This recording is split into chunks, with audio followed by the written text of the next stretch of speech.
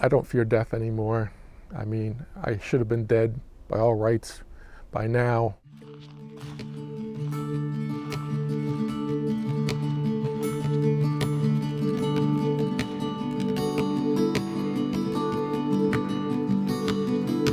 Let's drift away from this world of madness. Take a little time to enjoy the silence. Feel the wind as it touches your lips. Feel the sun as you close your eyelids.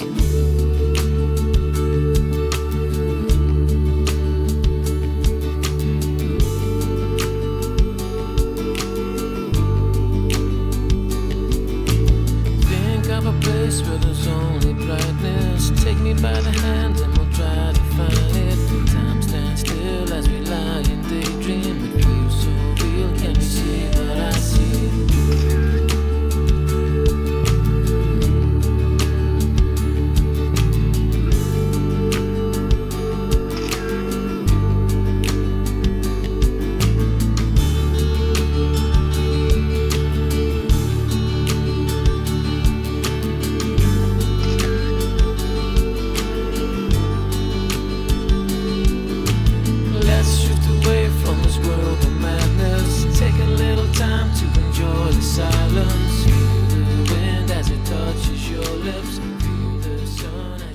This is my second life, and I'm just out there enjoying myself and loving the photography, and I must post about 5 pictures a day lately. I don't have any fancy equipment. It's not the equipment, it's your eye that matters, I find. I've always enjoyed taking pictures of nature. When I was like 7 or 8 years old, I had a little box camera, and I used to take a lot of pictures. They were good. They came out good, even back then.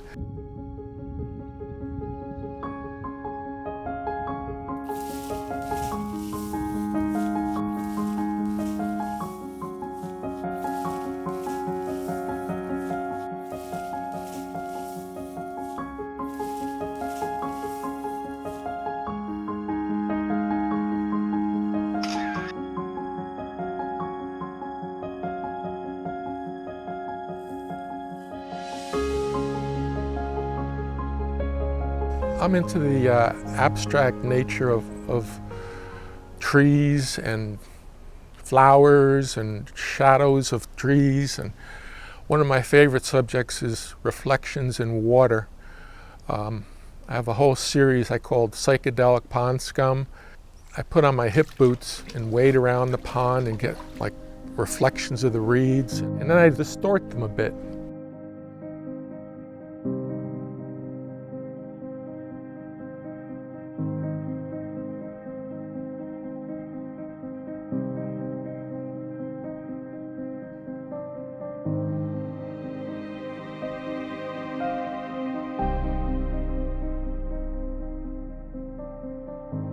The psychedelic pond scheme is distortion of color.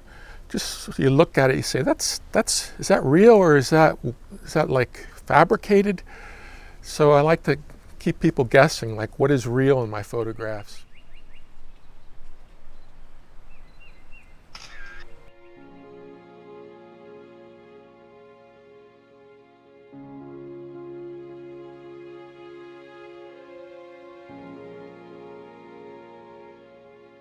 I try and achieve some sort of beauty, whether it's flowers or the bright lights or the shadows, and people really love the photos, even the ones that are ominous or kind of creepy. People respond to them, and not always the way that I intended them to. I love the weathered wood with the lichen growing on it, and this section right here is perfect because you can center on it just on the tips where the wood is weathered nicely.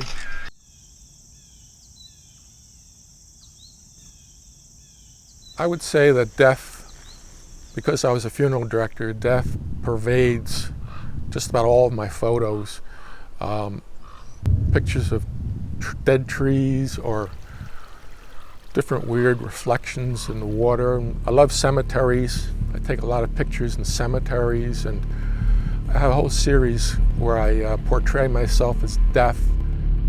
I put on a hooded jacket and I take pictures of my shadow, my finger pointing at different items.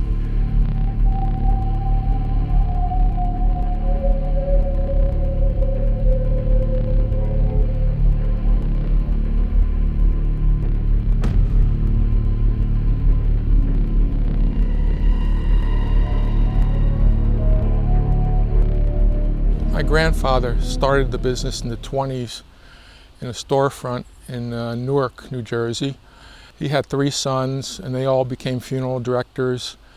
And then when I was in college, originally I was like a pre-med, but didn't pan out. So it was like I fell back on this, but I'm not sorry. It was a good business, a good career until recently. With the rise of cremation, funeral directors are not making as much money, and most of them have these large buildings with huge overheads, electric and heating and all that. I don't know if you know where the term Undertaker comes from. It was meant to symbolize that it's a very difficult undertaking to handle a funeral, to fix the body and then run the funeral. So later on it became like a derogatory term, but I still like it.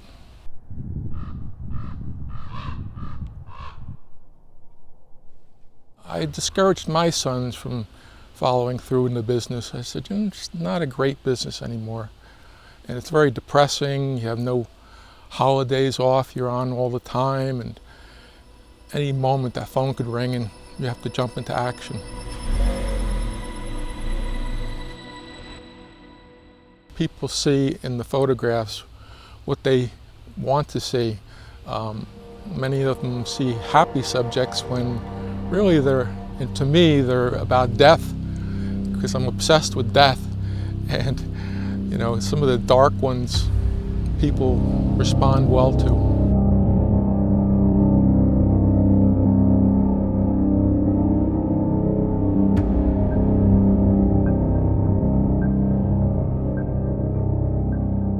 It all started when I was about 8 years old, and I was playing hide and seek with my brothers in the funeral home, and I came to this green door, and geez, wonder what's behind there. So I opened the door, and one of the funeral directors was working on a autopsied body.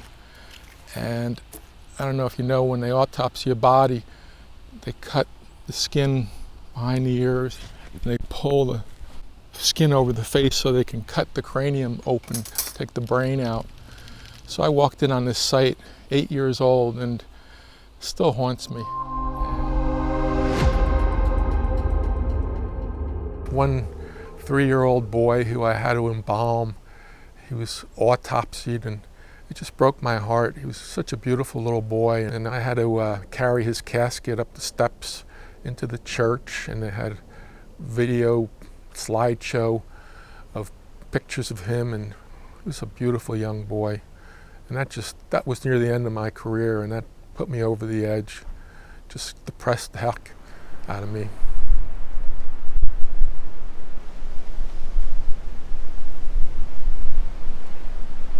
One of my best friends who I grew up with, we were best friends all through grammar school into high school, and then he moved away, but we reconnected later in life, and he had a problem with alcohol. And when he retired, he started drinking more, and eventually it killed him, cirrhosis of the liver. His girlfriend found him dead, and he was rigor mortis, and he was like all twisted up, and that one hurt me like anything. Yeah.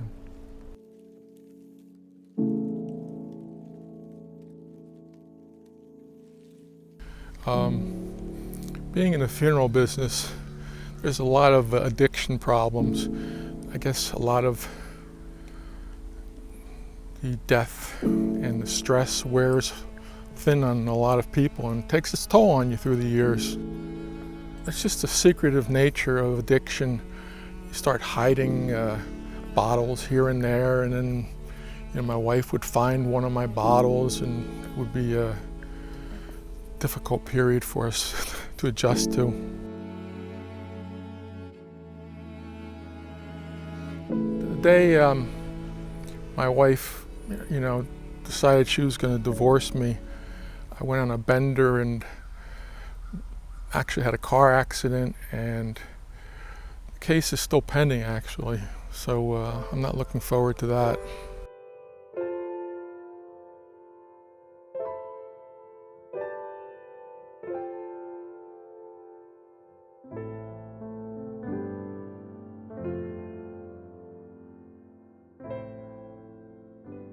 I've always had a problem with alcohol.